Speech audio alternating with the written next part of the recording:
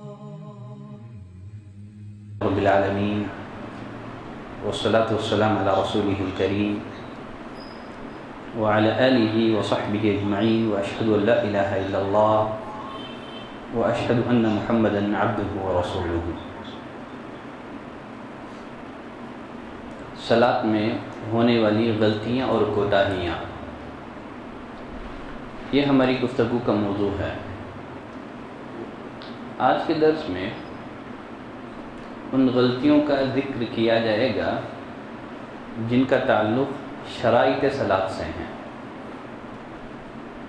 سابقہ دروس میں بھی بعض غلطیوں کی طرف نشاندہی کی جا چکی ہے۔ صلاۃ کے شرائط میں سے ایک اہم ترین شرط ہے وقت کا داخل ہونا۔ بہت سارے لوگ ایسے ہیں جو صلاۃ کا وقت ختم ہونے کے بعد صلاۃ پڑھتے ہیں، نماز کا وقت ختم ہونے کے بعد نماز پڑھتے ہیں۔ اللہ نے قرآن مجید میں فرمایا ان الصلاۃ کانت علی المؤمنین کتابا موقوتا، اللہ نے مومنوں پر نماز مقررہ اوقات پر فرض کی ہیں۔ ابو ذر رضی اللہ تعالیٰ عنہ فرماتے ہیں رسول اللہ صلی اللہ علیہ وسلم نے ان سے فرمایا اس وقت تمہارا کیا حال ہوگا جب تم پر ایسے حکمران ہوں گے جو نماز کو فوت کر دیں گے یا نماز کو اس کے وقت سے تاخیر کر کے پڑھیں گے۔ ابو ذر رضی اللہ تعالیٰ عنہ نے نبی کریم صلی اللہ علیہ وسلم سے پوچھا اللہ کے رسول اگر ہم پر ایسے حکمران مقرر ہو جائیں تب کیا کریں؟ آپ صلی اللہ علیہ وسلم نے فرمایا صلی الصلاۃ لوقتہا، نماز کو اس کے وقت پر پڑھو۔ نمازوں کو اس کے وقت کے گزرنے کے بعد یا بہت تاخیر کر کے ایک دم آخری وقت میں پڑھنا یہ منافقوں کی علامت ہے۔ انس بن مالک رضی اللہ تعالیٰ عنہ فرماتے ہیں نبی کریم صلی اللہ علیہ وسلم نے فرمایا منافق کی نماز عصر یہ ہے کہ وہ بیٹھا سورج کے زرد ہونے کا انتظار کرتا رہتا ہے، سورج کے پیلا پڑنے کا انتظار کرتا رہتا ہے، یہاں تک کہ جب سورج زرد پڑ جاتا ہے اور سورج شیطان کے دو سنگوں کے درمیان آتا ہے وہ کھڑا ہو کر کے صلاۃ ادا کرتا ہے، جلدی سے 4 ٹھونگ مار دیتا ہے اور اللہ کو بہت کم یاد کرتا ہے۔ تو نماز کے وقت کے گزرنے کے بعد نماز پڑھنا یقیناً یہ مومنوں کا شیوا نہیں ہے، یہ اہل ایمان کا شیوا نہیں ہے۔ اگر بلا عذر کے آدمی نماز کو اس کے وقت کے گزرنے کے بعد پڑھتا ہے، ڈر ہے کہ کہیں اللہ اس کی نماز قبول نہ کرے۔ اسی بنا پر اہل علم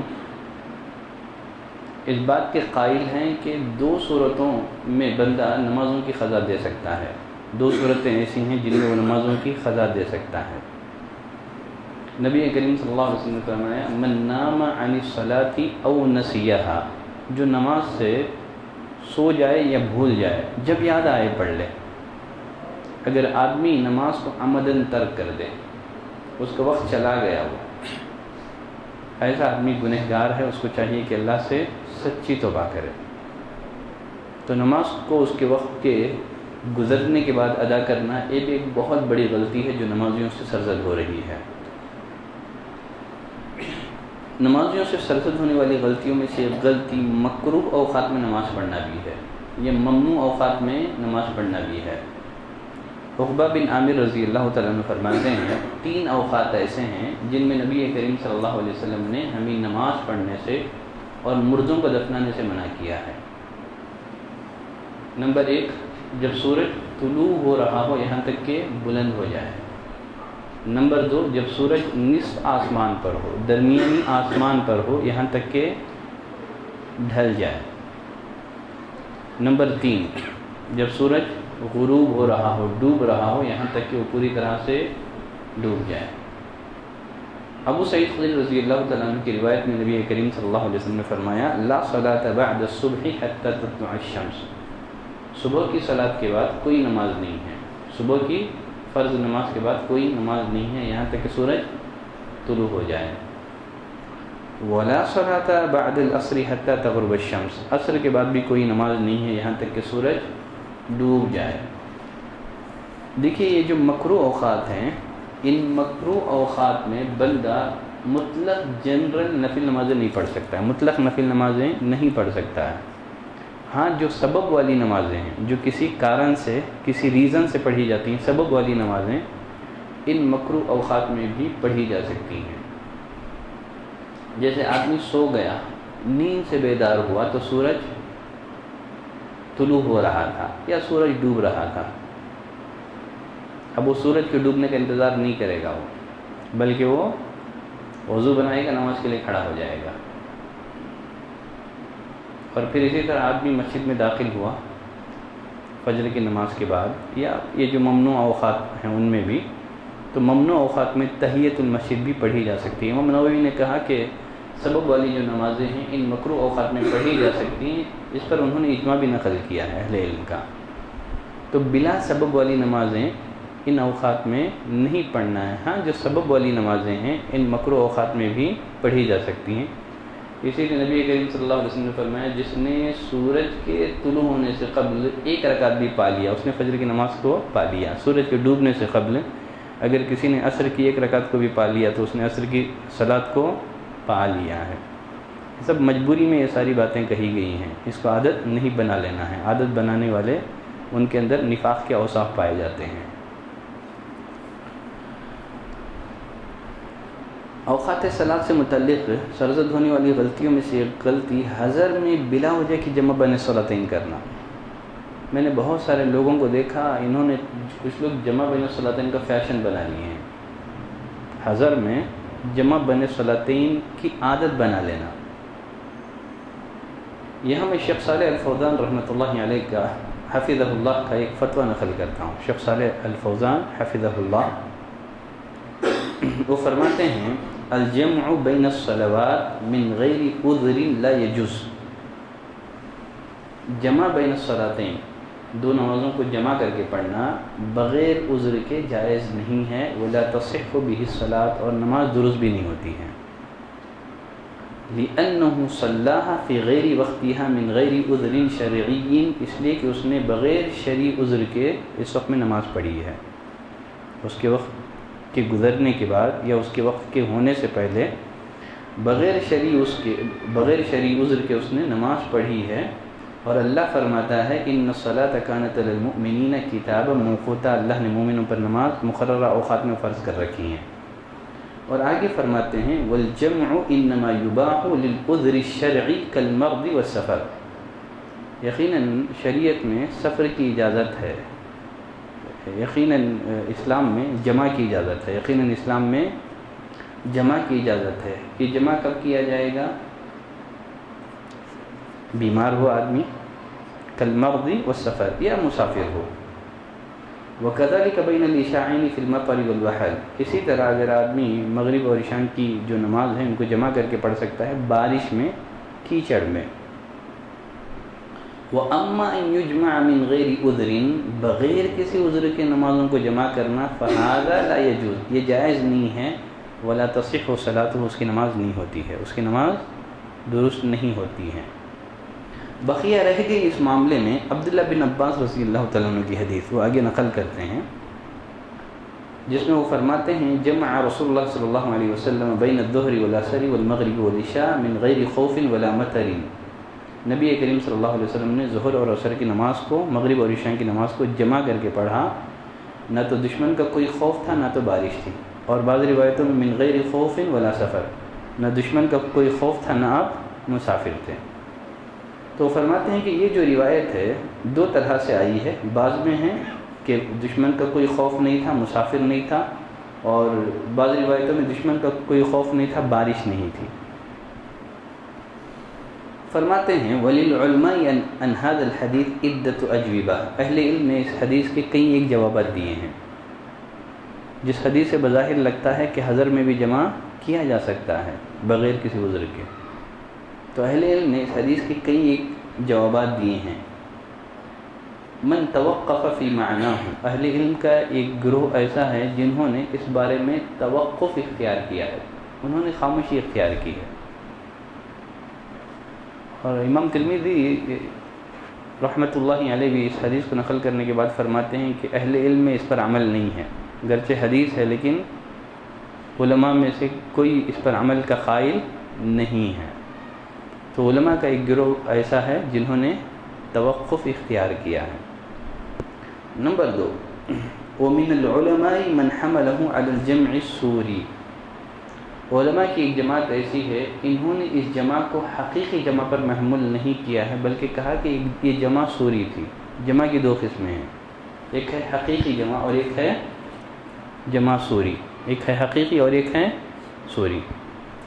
حقیقی جمع مسافر کر سکتا ہے، مریض کر سکتا ہے، اس میں کسی کا کوئی اختلاف نہیں ہے. حقیقی جمع یہ ہے کہ ظہر کی نماز کو عصر کے وقت میں یا عصر کی نماز کو ظہر کے وقت میں پڑھا جائے، مغرب کی نماز کو عشاء کے وقت میں یا عشاء کی نماز کو مغرب کے وقت میں پڑھا جائے. اس کو کیا کہتے ہیں؟ حقیقی جمع. اور ایک جمع کی ایک دوسری صورت ہے، اس کو جمع سوری کہا جاتا ہے. وہ کیا ہے؟ جمع سوری ہوتا کیا ہے؟ جمع سوری یہ ہے کہ ظہر کی نماز کو اس کے آخری وقت میں اور عصر کی نماز کو اس کے اول وقت میں پڑھنا. ظہر کی نماز کو اس کے آخری وقت میں اور عصر کی نماز کو اس کے اول وقت میں، مغرب کی نماز کو اس کے آخر وقت میں اور عشاء کی نماز کو اس کے اول وقت میں پڑھنا ہے. امام شوکانی نے کہا کہ عبداللہ بن عباس رضی اللہ تعالیٰ عنہ کی اس حدیث میں جس جمع کا ذکر ہے یہ جمع حقیقی نہیں ہے بلکہ جمع سوری ہے.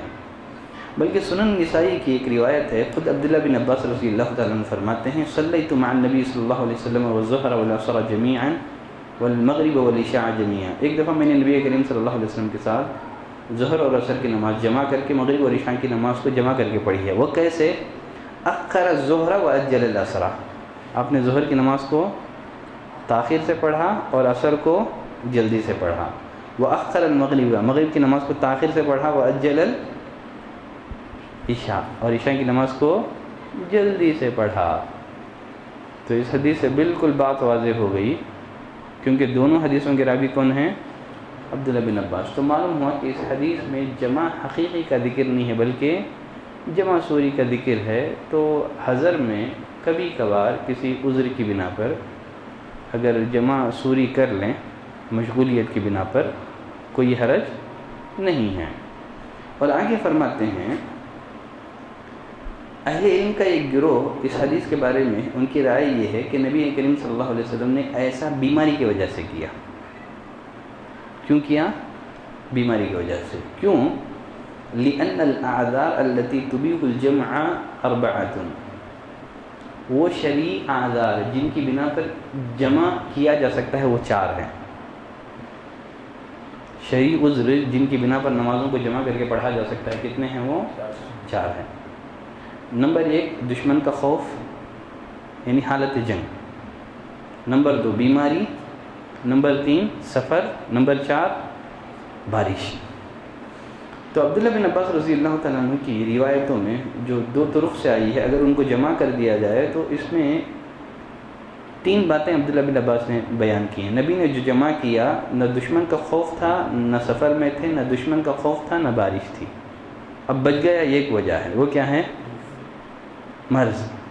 تو معلوم ہوا کہ یہاں جو نبی کریم صلی اللہ علیہ وسلم نے جمع کیا تھا وہ مرض کی بنا پر تھا، وہ بیماری کی بنا پر تھا.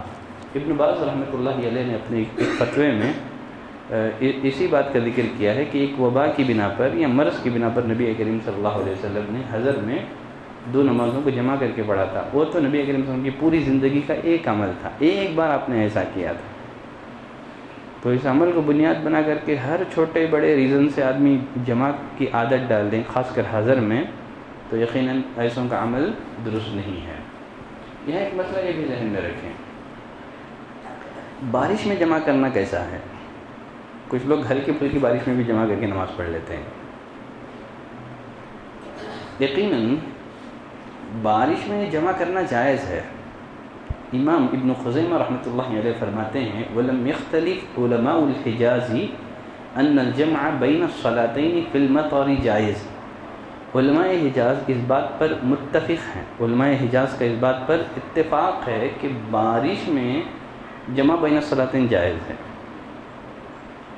شیخ البانی رحمۃ اللہ علیہ نے بھی عبداللہ بن عباس رضی اللہ تعالیٰ عنہ کی جو روایت ہم نے پڑھی کہ آپ نے جمع کیا تھا، نہ دشمن کا خوف تھا نہ بارش تھا، تو فرماتے ہیں کہ بارش کی وجہ سے جمع نبی کریم صلی اللہ علیہ وسلم کے زمانے میں ایک عام سی بات تھی، تبھی انہوں نے بارش کا ذکر کیا ہے۔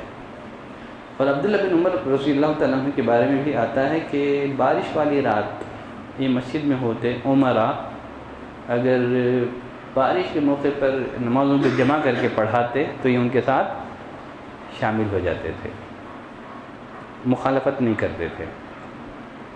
اب یہاں ایک سوال یہ رہ جاتا ہے کہ ہر بارش میں نمازوں کو جمع کر کے پڑھا جا سکتا ہے یا کچھ کنڈیشن ہے اس کے؟ ہلکی پھلکی بارش میں بھی لوگ جمع بین الصلاتین شروع کر دیتے ہیں۔ اہل علم نے بارش میں جمع بین الصلاتین کی کچھ شرائط بیان کیے ہیں۔ سب سے پہلی شرط ہے بارش اتنی تیز ہو کہ لوگ مشقت اور پریشانی محسوس کریں، راستے میں سخت کیچڑ یا پانی جمع ہونے کا خطرہ ہو، لوگوں کو کیا ہو، اس سے مشقت ہو، پریشانی ہو، راستے میں پانی جمع ہو گیا ہے، کیچڑ جمع ہو گیا ہے، تو یہ پہلی شرط ہے۔ نمبر 2، آثار ایسے ہوں کہ بارش کا سلسلہ دیر تک جاری رہے گا، دوسری نماز کے وقت ہونے تک بارش بند ہونے کی امید کم ہے، یہ ہو گئی دوسری شرط۔ تیسری شرط، ان حالات سے عام لوگوں کے متاثر ہونے کا ڈر ہو، ایک یا دو آدمی کے نہیں ہے، ایک یا دو آدمی وہ گھر پہ پڑھ لیں، کیونکہ بارش کے موقع پر بلال اعلان کر دیتے تھے کہ الا صلو فی الرحال، ایک دو آدمی کو مشکل ہو رہا ہے وہ گھر میں پڑھ لیں، جمع اس وقت کیا جائے گا جب عام لوگ متاثر ہوں بارش سے۔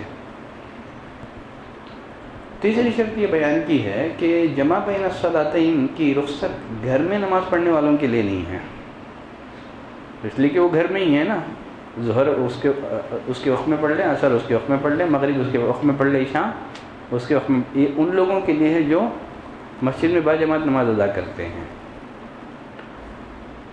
اسی طرح جو لوگ مسجد کے قریب ہیں، مسجد آنے میں بھیگنے یا کیچڑ وغیرہ کا خطرہ نہیں ہے، تو یہ لوگ بھی جمع بین الصلاتین نہیں کریں گے، جو گھر میں پڑھتے ہیں وہ بھی نہیں کریں گے بارش میں، جو مسجد کے قریب رہتے ہیں آرام سے آ سکتے ہیں، کیچڑ کا بھیگنے کا کوئی خوف نہیں ہے، تو یہ لوگ بھی مسجد میں آ کر کے نماز پڑھ لیں، جو دور والے ہیں چاہے تو پڑھ کے نکل جائیں۔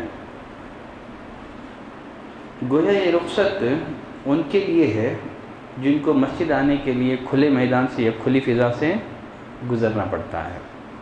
تو غرض ہر چھوٹی بارش میں، ہلکی پھلکی بارش میں لوگ جو ہے بارش کے موقع پر جمع بین الصلاتین کا اہتمام کرتے ہیں، یقیناً یہ درست نہیں ہے۔ تو اہل علم نے یہ کچھ شرائط بیان کی ہیں، کچھ شرائط ذکر کیے ہیں۔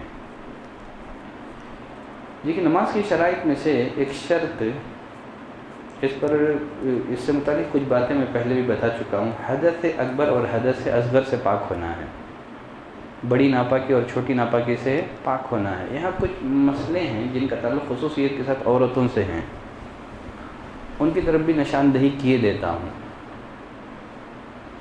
کچھ عورتیں ایسی ہیں حیض کا خون رک جانے کے باوجود فوراً غسل نہیں کرتے ہیں، آرام سے غسل کرتے ہیں، پھر غسل کرنے کے بعد وہ نمازوں کا سلسلہ جاری رکھتے ہیں۔ یقیناً ایسی عورتیں بہت بڑی غلطی پر ہیں۔ جیسے ہی حیض کا خون رک جائے گا وہ دوسرے ہی مرحلے میں کیا کریں گی، غسل کر کے صلاۃ ادا کریں گی۔ تو غسل حیض کو بلا کسی وجہ کے تاخیر کرنا یہ درست نہیں ہے۔ کچھ عورتیں ایسی ہیں جن کو استحاضہ کی شکایت ہے، حیض کا خون نہیں ہے بلکہ استحاضے کا خون ہے۔ استحاضہ ایک بیماری ہے، ایسی عورتیں استحاضہ میں نماز ہی نہیں پڑھتی ہیں۔ حیض اور استحاضہ کا خون ایک معروف ہے، پہچان لیا جاتا ہے، حیض کا خون کالا ہوتا ہے اور استحاضے کا خون یہ ریڈ ہوتا ہے، لال ہوتا ہے۔ دونوں کے کچھ اوصاف ہیں، ان اوصاف سے ان دونوں خونوں میں فرق کیا جا سکتا ہے۔ کچھ عورتوں کو استحاضے کی شکایت ہے، مسلسل خون جاری رہنے کی شکایت ہے، ایسی عورتیں بھی نماز نہیں پڑھتی ہیں۔ یقیناً ایسی عورتیں بھی غلطی پر ہیں، ان کو چاہیے کہ ہر نماز کے لیے وضو کریں، نماز پڑھیں۔ اگر خون جاری ہوتا ہے تو جاری ہونے دو، پیڈ وغیرہ پہن کے نماز پڑھ لیں۔ کچھ عورتیں ایسی ہیں حالت نفاس میں 40 دن کا انتظار کرتی ہیں۔ نفاس اس خون کو کہتے ہیں جو ولادت کے بسبب جاری ہوتا ہے۔ کچھ عورتیں بلا کسی وجہ کے 40 دن تک ہی انتظار کرتی ہیں، حالانکہ خون کبھی 15 دن میں، کبھی 20 دن میں، کبھی 30 دن میں رک جاتا ہے۔ تو جب خون رک جائے گا، نفاس کی کم سے کم مدت مقرر نہیں ہے، زیادہ سے زیادہ مقرر مدت جو ہے یہ 40 دن ہے۔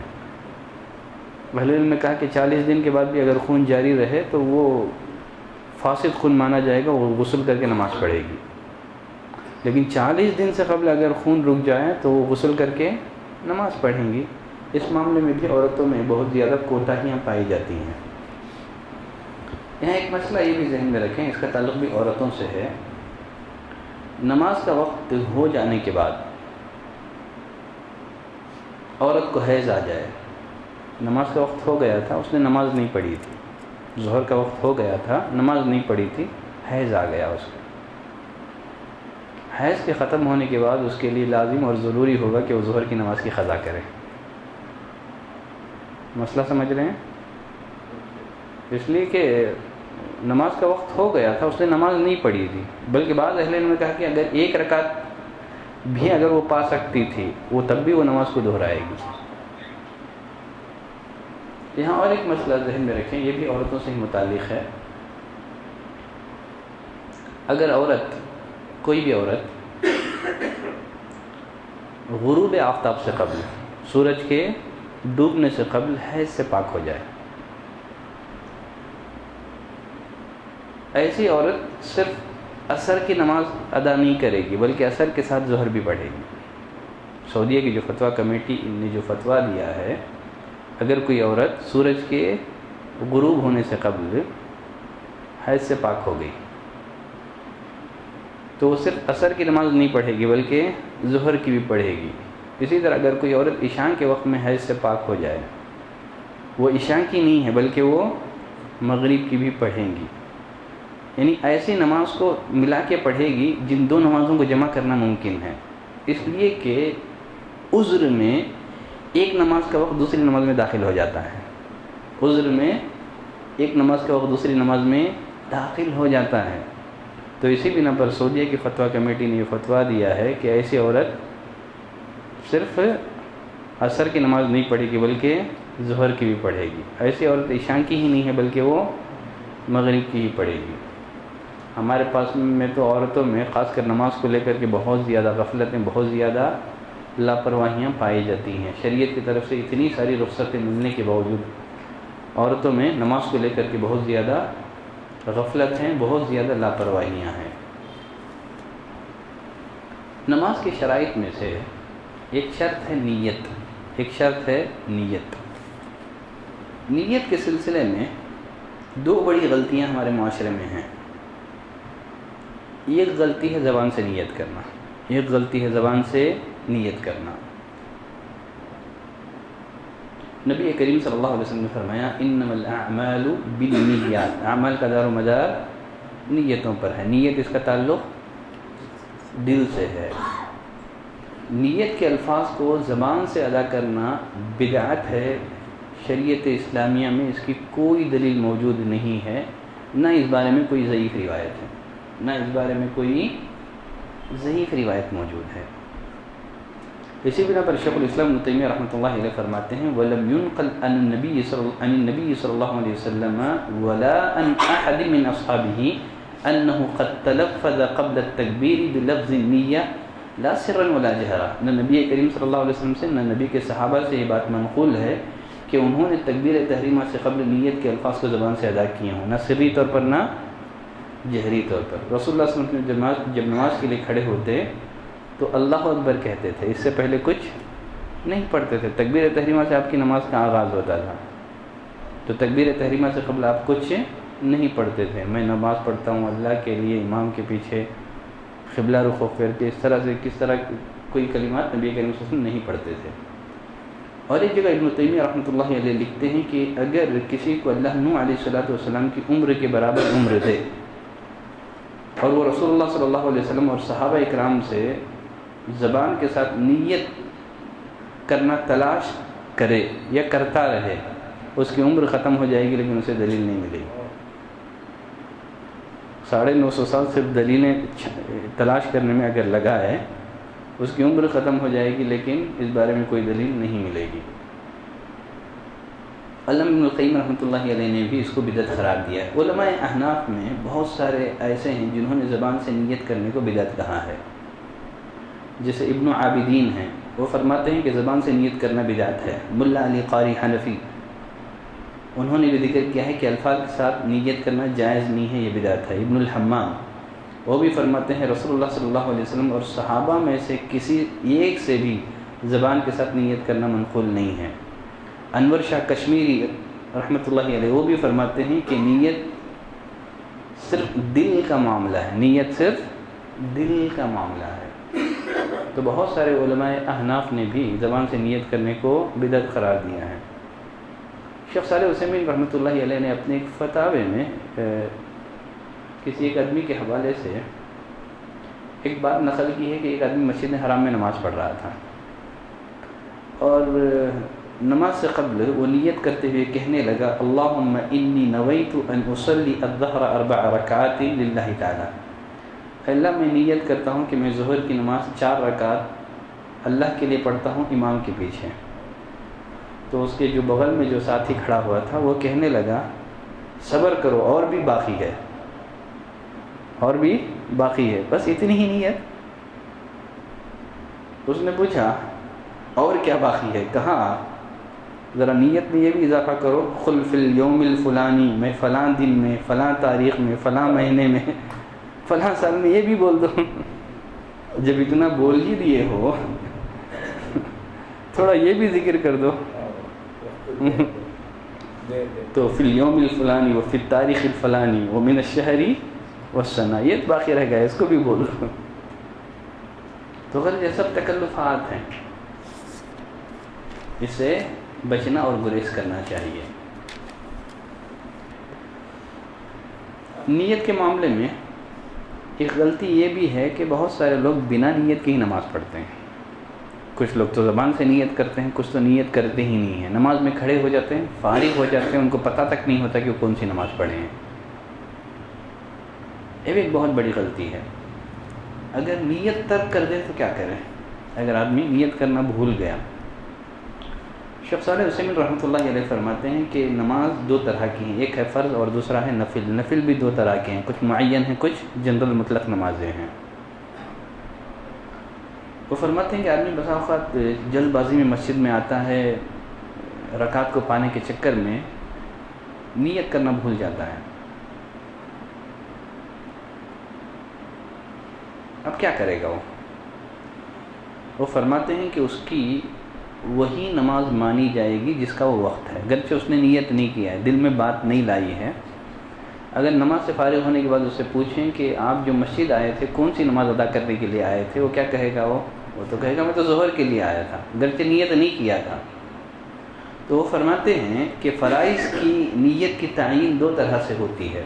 ایک تو آدمی نماز کے لیے جب کھڑے ہو تو دل میں نیت کر لیں کہ ہاں یہ میری عصر کی نماز ہے، ظہر کی نماز ہے، ٹھیک ہے، ایک طرح سے آدمی نیت کر لے گا۔ اور دوسرا یہ ہے گرچہ دل سے نیت تو نہیں کی اس نے، لیکن نماز کو اس نے اس کے وقت پہ پڑھا، جو نماز اس کے وقت پہ پڑھی گئی ہے گرچہ نیت نہ بھی کیا ہوں، وہ وہی نماز اس کی مانی جائے گی۔ اس لیے کہ آدمی فجر میں ظہر کی نماز کے لیے تو نہیں آتا ہے، فجر میں فجر ہی کے لیے آتا ہے، مغرب میں مغرب کے لیے ہی آتا ہے۔ لیکن یہاں ایک بات ذہن میں رکھیں، اگر آدمی نمازوں کو قضا کر کے پڑھ رہا ہے، فرض نمازوں کو قضا کر کے پڑھ رہا ہے، کسی کی کہیں ایک نماز چھوڑ دی، اب اس کے لیے ضروری ہے نمازوں کو قضا دینے کے لیے وہ نیت کریں کہ یہ میری عصر کی نماز ہے، یہ میری ظہر کی نماز ہے، یہ میری مغرب کی نماز ہے۔ اگر وہ نمازوں کی تعیین نہ کریں تب اس کی نماز نہیں ہوگی، کوئی نماز نہیں ہوگی اس کی۔ کیوں نبی کریم صلی اللہ علیہ وسلم نے فرمایا کہ انما الاعمال بالنیات، اعمال کا دار و مدار نیتوں پر ہے۔ اسی طرح سے جو نفل نمازیں ہیں، جو معین نمازیں ہیں، تو نیت کرے گا وہ۔ وطر پڑھ رہا ہے، اس کو معلوم نہیں ہے وطر ہے، تو تعیین کریں کہ یہ میری عشاء کے بعد کی 2 سنتیں ہیں، یہ میری جو ہے چاش کی نمازیں ہیں، جو معین نفل نمازیں ہیں اس کی بھی نیت ضروری ہے. اگر آدمی نیت نہیں کرتا ہے، نیت زبان سے نہیں ہے، دل سے ذہن میں لانا ہے کہ میری چاشت کی نماز ہے، یہ میری وتر کی نماز ہے، بس ایسے ہی کھڑا ہو گیا وہ فرماتے ہیں چونکہ نیت مفقود ہے اور نیت نماز کی شرائط میں سے ایک شرط ہے، لہذا اس کی نماز درست نہیں ہوگی. یہ رہی کچھ غلطیاں جن کا تعلق نماز کے شرائط سے تھا. انشاءاللہ آنے والے دروس سے ایک تو نماز کے خشوع اور خضوع سے متعلق میں مجھے گفتگو کرنی ہے. نماز کے خشوع اور خضوع سے متعلق، نماز تو پڑھتے ہیں لیکن ہماری نمازوں میں خشوع اور خضوع نہیں پایا جاتا.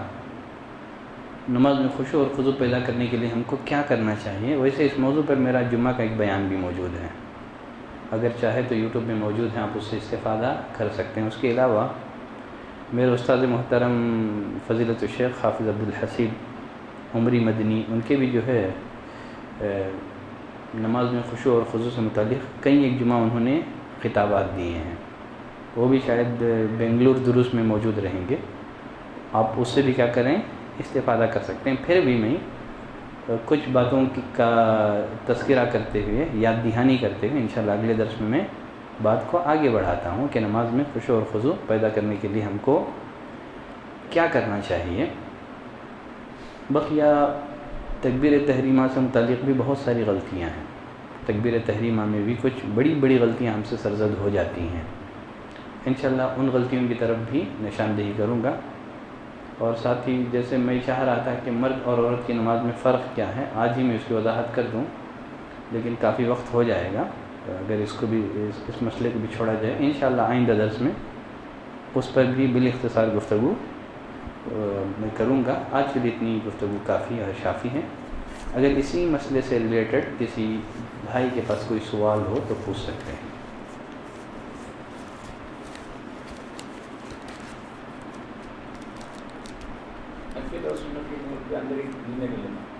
سب نمازوں کی نیت دل میں ہی کریں گے. نیت دل کے ارادے کو ہی کہتے ہیں.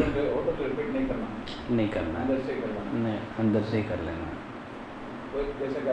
اندر سے بھی اتنا لمبا نہیں کرنا، اندر سے بھی، دل سے گرچہ زبان سے نہیں بول رہے ہیں، نیت میں ہی اندر سے پورا خالی ذہن میں رہنا ہے. ظہر کی نماز ہے میری عصر کی نماز ہے، یہی دل میں آ گیا اب کافی ہے. میں امام کے پیچھے پڑھ رہا ہوں، آسمان کے نیچے زمین کے اوپر، میرے دائیں یہ ہے بائیں وہ ہیں، وہ سب ضروری نہیں ہے. سب کے لیے نیت دل سے ہی کریں گے، زبان سے نیت نہیں کریں گے. یہ بڑا اچھا ہو رہا ہے. جیسے میں آج ظہر گیا خاص مان کر کے تھے اندر بھی نہیں بولے آخر گیا تو انڈرسٹوڈ ہو ظہر کا مرضی کریں. ہاں ظہر کی مرضی.